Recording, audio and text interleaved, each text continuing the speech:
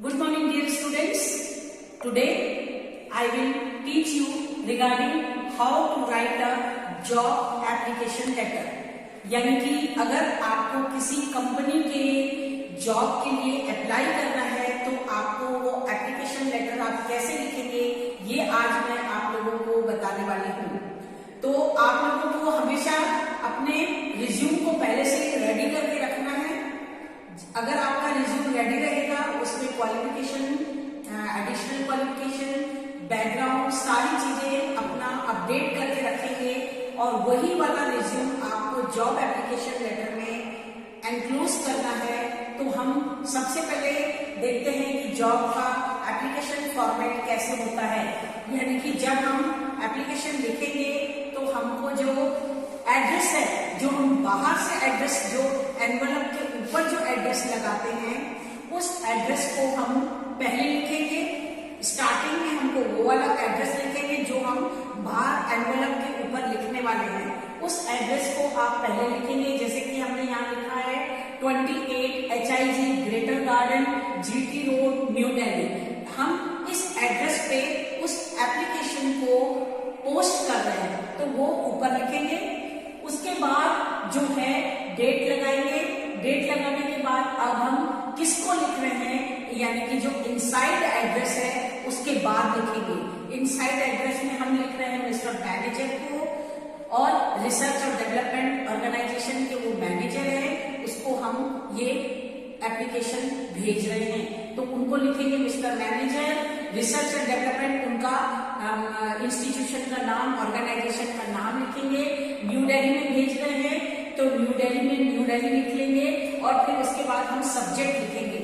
यानी कि अगर आपको सब्जेक्ट में आपको कोई भी चीज लिखनी है, अपने पोस्ट का लिखना है job application for the post of civil engineer, यानी कि सिविल इंजीनियर के हो तो सिविल इंजीनियर।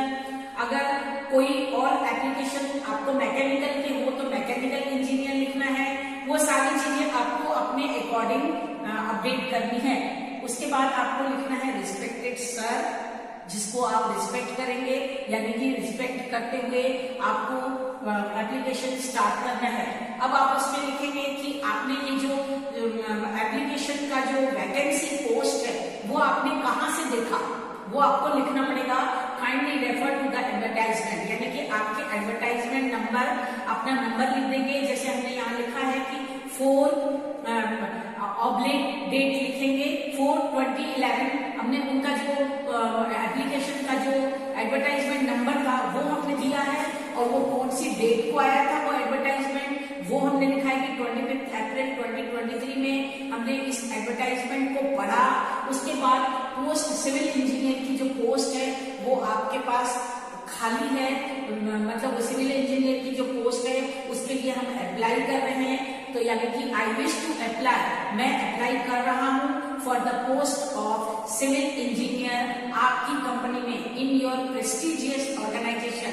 इस आपके प्रेस्टिजियस ऑर्गेनाइजेशन के लिए मैं इस पोस्ट के लिए अपने आप को अप्लाई कर रहा हूँ। और मैंने अपना सिविल इंजीनियरिंग का जो अपना जो कोर्स है, वो डिग्री वाला जो कोर्स है वो मैंने बहुत अच्छे पोजीशन में, यूनिवर्सिटी में बहुत अच्छे पोजीशन से मैंने पास किया है, और वो वाली चीज मैं यहाँ पर मेंशन कर रहा हूँ। मैं ये सारी चीजें भेज रहा हूँ। अगर मैं आई शैल बी वेरी फॉर्चुनेट, मैं बहुत ज्यादा अपने आप को फॉर्चुनेट यानी भाग्यशाली समझूंगा अगर आप मुझे इस पोस्ट के लिए सिलेक्ट करेंगे। तो मैं इस पोस्ट के लिए अपने आप को बहुत ज्यादा गौरव का महसूस करूंगा। तो इसके बाद आपको लिखना है कि आपके ऑर्गेनाइजेशन के लिए जो मैं काम करूंगा उसके लिए मैं पूरा डेडिकेशन से काम करूंगा, और उस ऑर्गेनाइजेशन की पोस्ट के लिए, और मैं विश करता हूं कि आप मुझे जरूर इस पोस्ट के लिए सिलेक्ट करेंगे। माई डिटेल रिज्यूम, मेरा जो डिटेल का जो रिज्यूम है, यानी कि जो रिज्यूम आपने उस चीज को जो रिज्यूम बना के जो आपने पोस्ट करेंगे वो मैं इसमें अटैच कर रहा हूँ। यानी एप्लीकेशन के साथ अपना रिज्यूम भी आपको अटैच करना है जो आपने पहले से तैयार करके रखा है, और उसमें उस रिज्यूम के बाद अटैच करने के बाद आपको ये बताना है कि वो रिज्यूम के 4 पेजेस हैं, और वो 4 पेजेस में बता रहा है। बहुत सारी चीजें में क्या होता है, एक 2 पेज, मतलब अगर आपने 4 पेज भेजे और आपने पेज नंबर नहीं लिखी, संख्या नहीं लिखी, तो कई बार वो मिसप्लेस भी हो जाता है। इसलिए हमेशा याद रखना कि रिज्यूम के आप कितने पेज भेज रहे हो, तो वो आपको मेंशन करना है।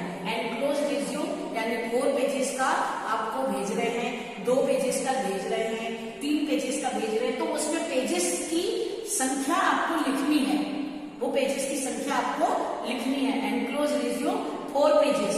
उसके बाद अपना लास्ट में आपको कम्प्लीमेंट्री क्लोजर में लिखना है योर सिंसियरली।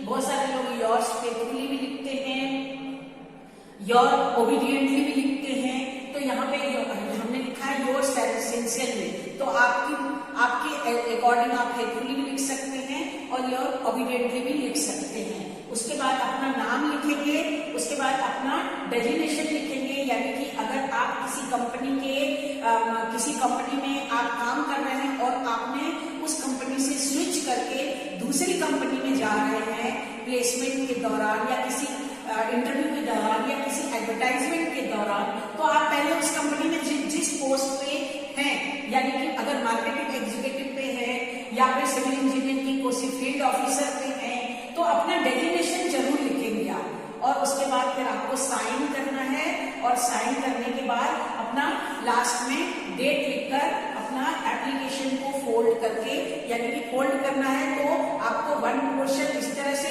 और सेकंड पोर्शन इस तरह से करके फोल्ड करना है।